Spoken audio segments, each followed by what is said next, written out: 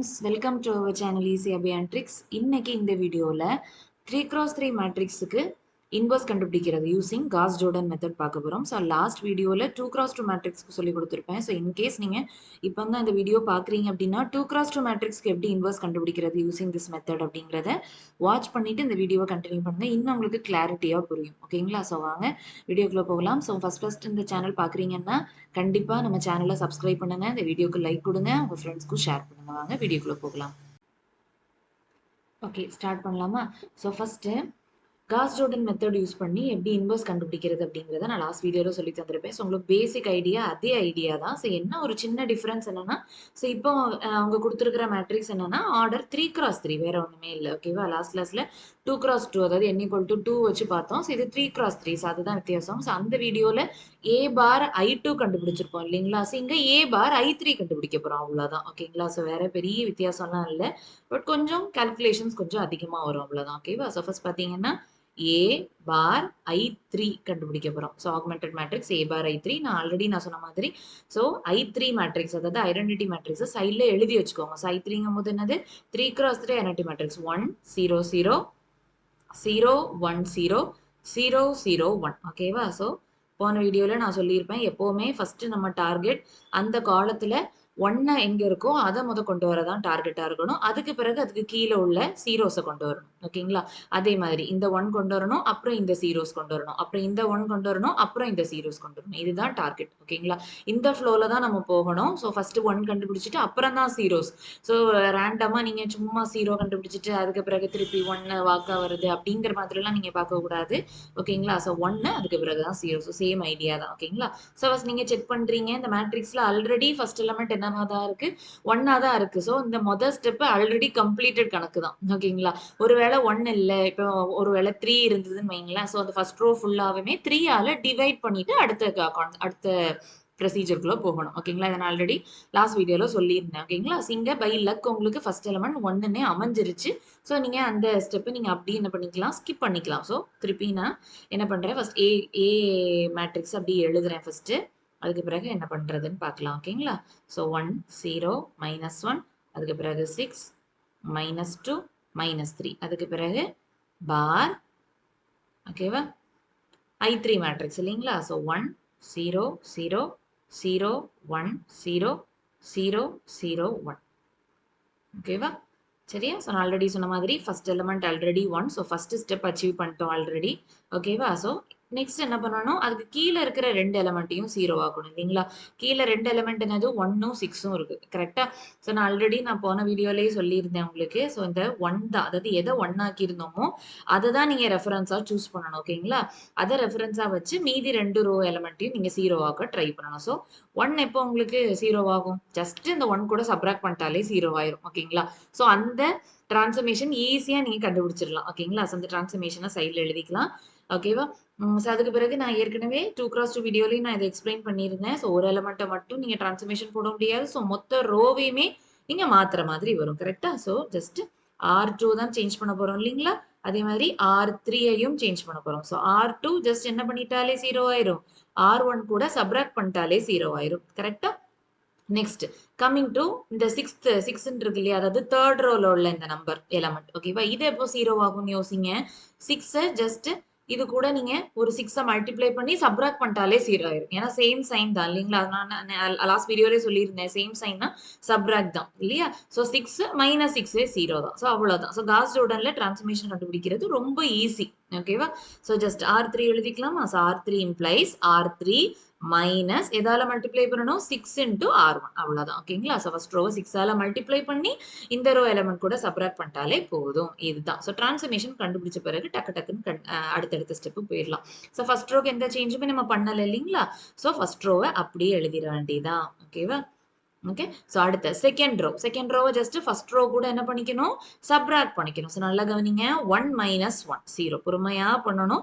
So நீங்க நோட்ல எழுதும்போது, பேப்பர்ல எழுதும்போது ஜஸ்ட் 2 ஃபிங்கர்ஸ் யூஸ் பண்ணிக்கோங்க. ஸோ ஒரு ஃபிங்கர் இதுல இருக்கட்டும், ஒரு ஃபிங்கர் இதுல இருக்கட்டும். அப்போ உங்களுக்கு மைண்ட் வேற டைவர்ட் ஆகாது, ஃபோக்கஸ்டா நீங்க கால்குலேஷனை பண்ணுவீங்க. ஓகேவா? அடுத்தது இந்த ஸ்டெப் வாங்க. 0 மைனஸ் தானே பண்ண போறோம். ஸோ ஆல்ரெடி இங்க மைனஸ் இருக்கு. ஸோ 0 -1, ஸோ +1 ஆயிருமா? ஓகேவா? ஸோ +1. அடுத்து இந்த ஸ்டெப் வாங்க. -1 -1 -0. So already -1 -0 is -1. அவ்வளவுதான். அதுக்கு பிறகு இங்கேயும் பண்ணணும், மறந்துடக்கூடாது.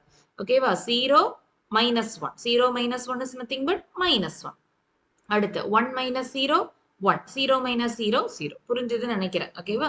அதுக்கு பிறகு third row. So third row பண்ணும்போது கவனமா இருக்கணும். நான் 6 ஆல மல்டிப்ளை பண்ணி சப்ராக்ட் பண்ணணும். ஓகேவா?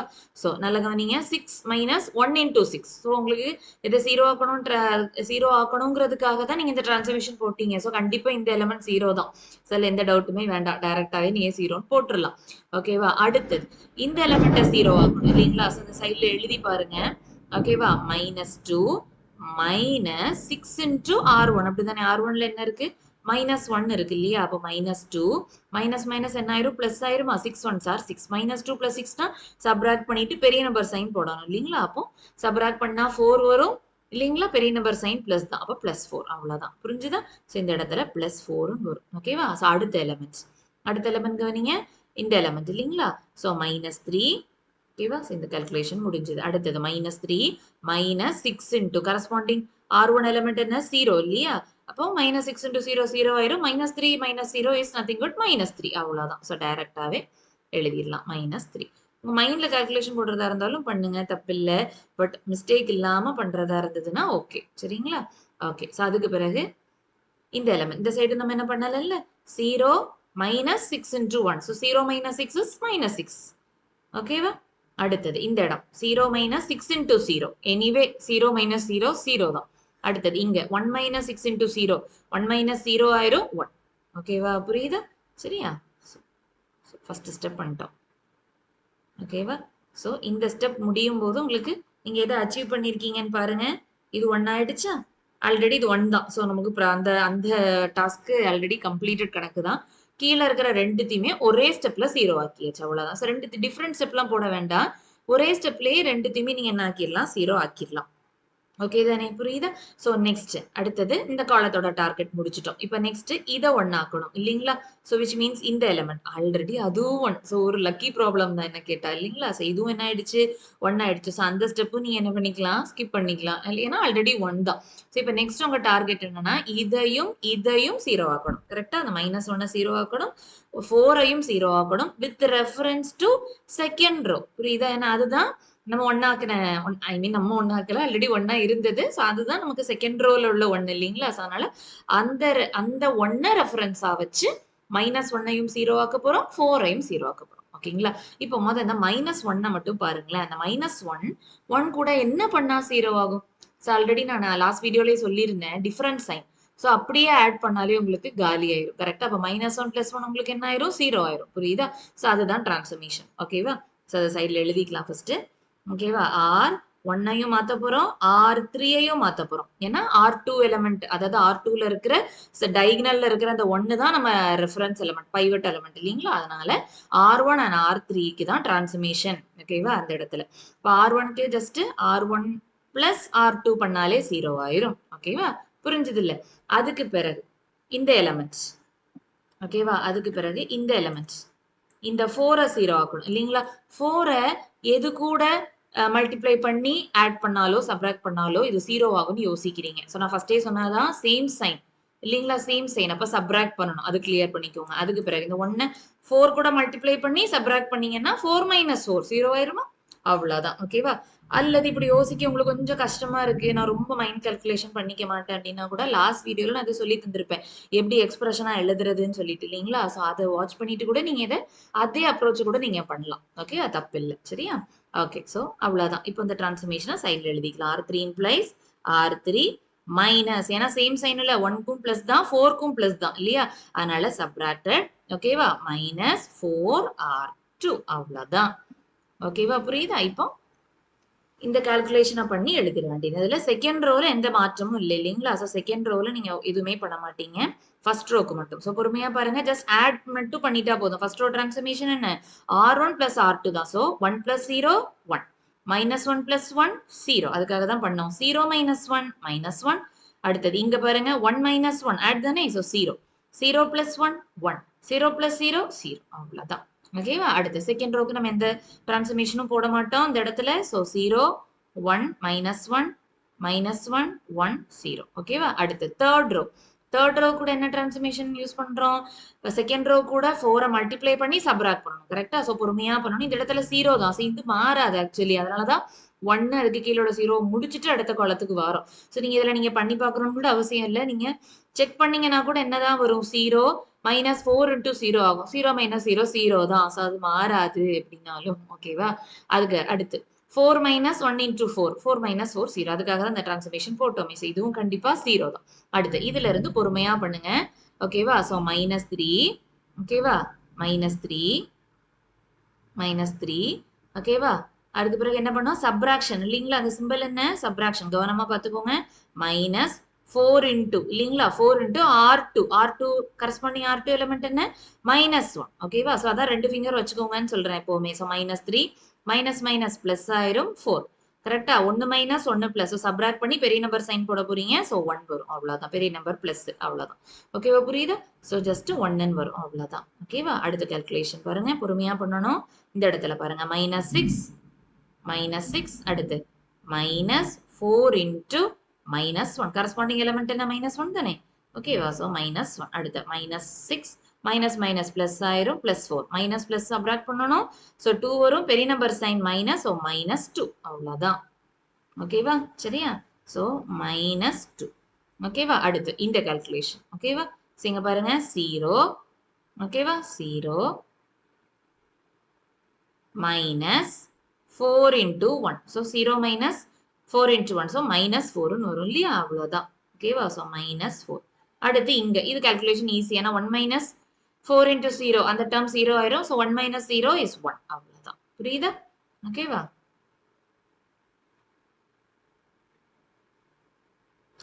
ஸோ இந்த ஸ்டெப் முடிஞ்சது. ஓகேவா?